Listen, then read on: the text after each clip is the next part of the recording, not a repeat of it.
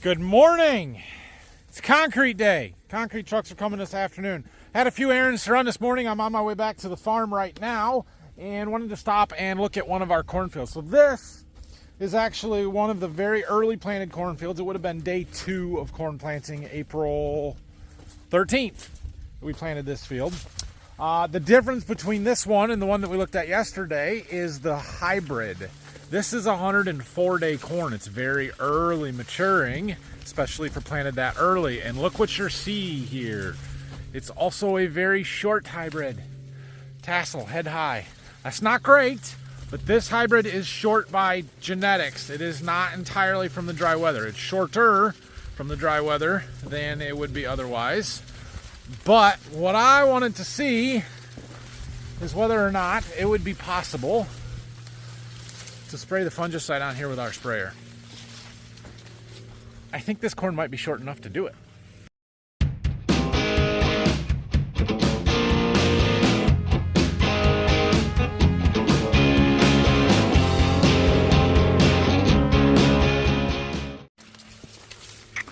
I mean, at the most, the very, very most, this corn is 7.5 foot tall here, but I think we've got clearance on the sprayer to like here. Those will bend over, you know, going underneath the frame. They do it on the Haggy anyway with the tall corn. So I don't know. I'm thinking about trying it. Now this might be the only field where I can do it. I have to look and see where else I've got this hybrid.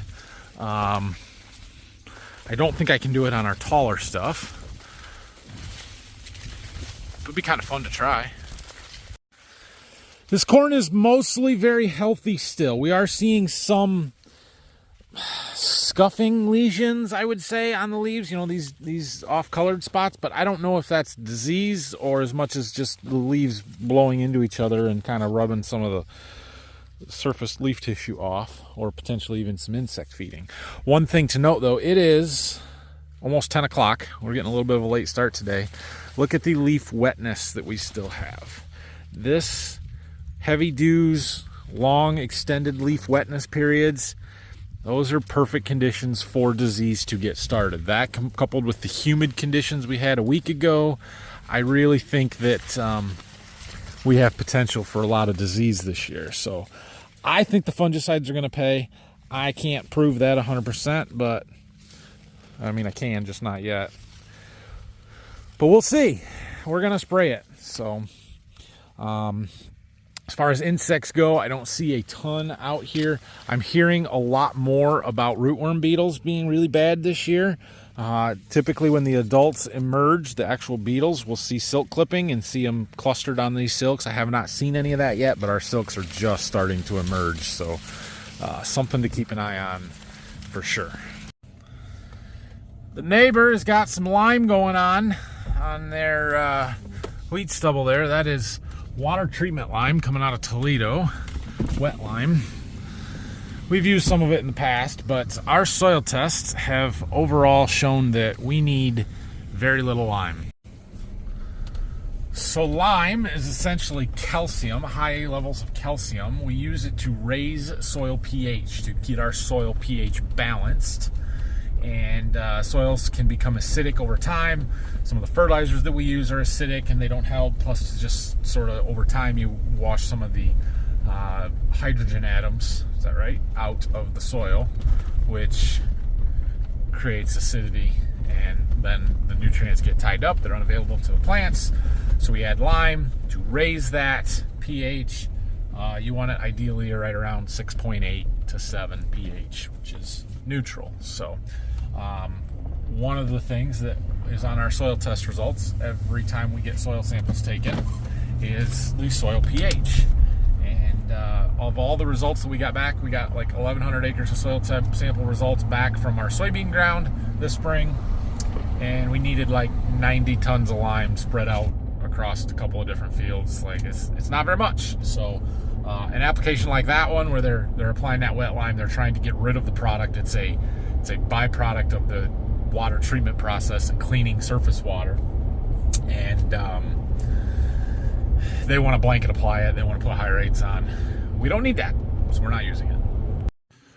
Oh, it is going to be a hot, miserable day pouring concrete this afternoon. Good thing it's a small pour.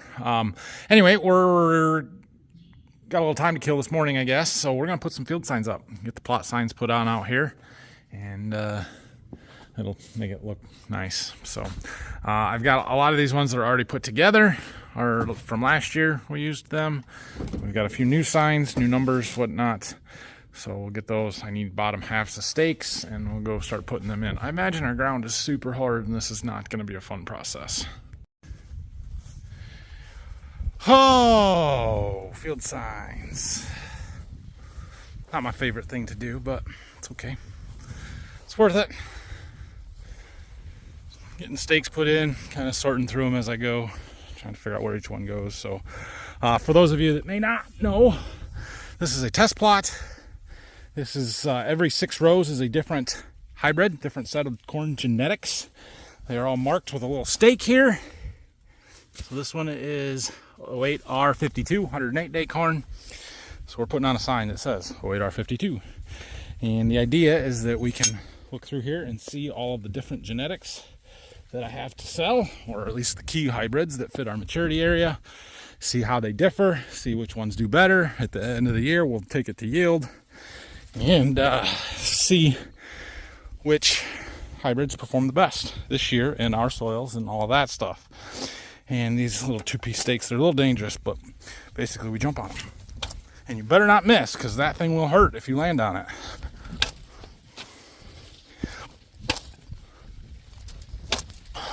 Until it's in the ground. I'll pull it off and put that up there.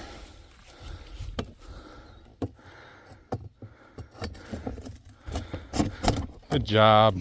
Just like that. All right, the variety trial signs are up. So we go from 113-day there all the way down to 100-day, clear on the other end. There's a lot of them. Yeah, very nice. So I do have some agronomic trials strips down here that I like to put just a generic golden harvest sign on.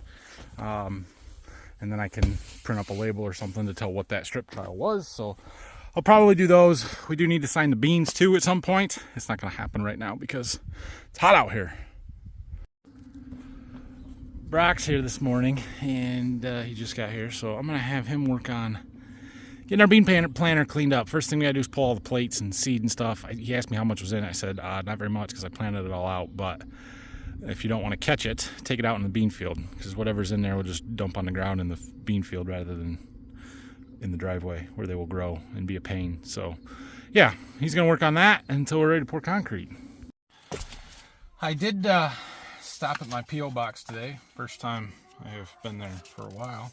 And got some fan mail, kind of. A couple of things from some people. And somebody sent me a jug. I'm trying to get it out. Power washer soap, kind of. It's ceramic car wash soap. We'll see. We'll try this. High foaming, instant hydrophobic protection. Seems to be a competitor to my Grio's ceramic wash and coat that I really like. We'll give it a shot. We'll try it. Thank you. Appreciate it. Went down and got our concrete tools. We got some floats, edgers, all the stuff that we will need. Set those out. This piece, this is our groover, you know, to make the groove in the concrete for the expansion joint. That should work. So we'll get some stuff around here. All right, well, we're getting closer to being ready to pour. So I got some expansion joint. We need to put that in there, or foam, whatever. So we need to, I got some liquid nails there. We'll glue it to the existing concrete there. And on the other side where my step is going to be, I need to get a caulk gun to do that. The other thing I need to do is lift my bar up so it's not sitting in the bottom. I don't want to put like a 2-inch block under it, because then it's right in the middle of the concrete or too high. So I think I'm going to cut some of these green posts up and just use them as little chairs. That should work pretty well. So we're going to work on that. I got some tools brought down. I want to get a wheelbarrow out here so we can fill with water, get a couple of hoses so we can wash stuff up. We are ready. Wetting our concrete or stone down, ready to go.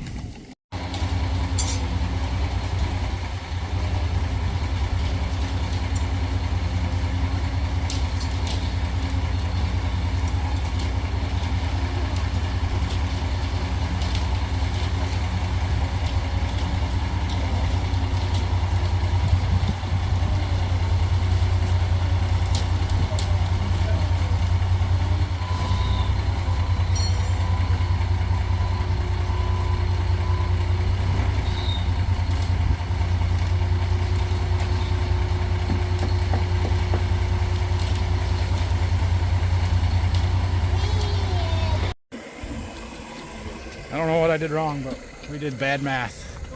A yard short, not even close. That was not good. What we did is good, but I measured this up, it's 1.25 yards yet. Like, I don't understand how I was so far off and how I measured wrong, but clearly my math was wrong, so.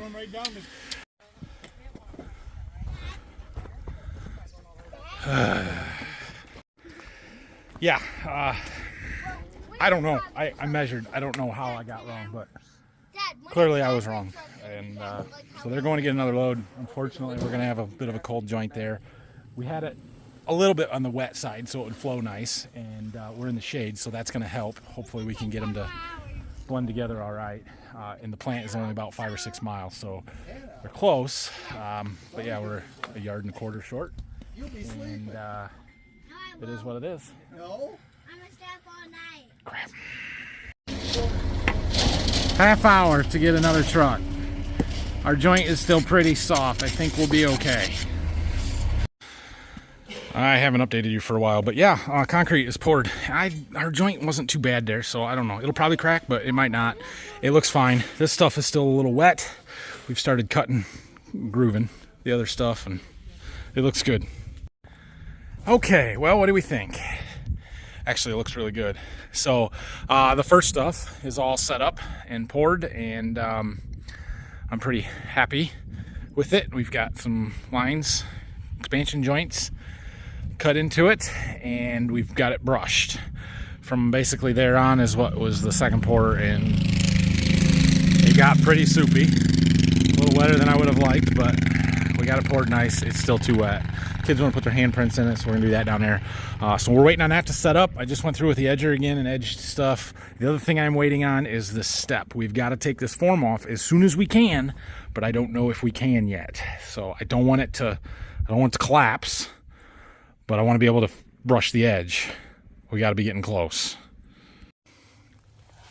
Oh, I was gonna say moment of truth, and then it just fell. Okay, it stayed. If that collapses, we're going to end up with either a precast step or a wooden step, and we'll just tip it out. It'll be fine. So we need a trowel to try and smooth that and get it brushed. I don't know about the sides yet. I don't know if I'm willing to take those off. Do not step on that. It will collapse. Do not. Not bad. It's a little hard to get a good brush finish on it. I smoothed the front up some. It's not perfect, but it'll work. Yeah, we probably should have taken those off sooner, actually. So, all good. I'm kind of watching this fresher poured stuff up here. It's still not quite ready for expansion joints, for brushing, or for handprints. Those are the 3 things we've got to do yet. While we're waiting on concrete to set up, we're giving Brock drone flying lessons. Bringing her in for a landing. Now try and land where we took off from, right over there. Back it up. Back up, back up, back up, back up. Stop. Stop. Don't touch anything. Got the important stuff. What? All right, brushed, printed, finished, cut-ish.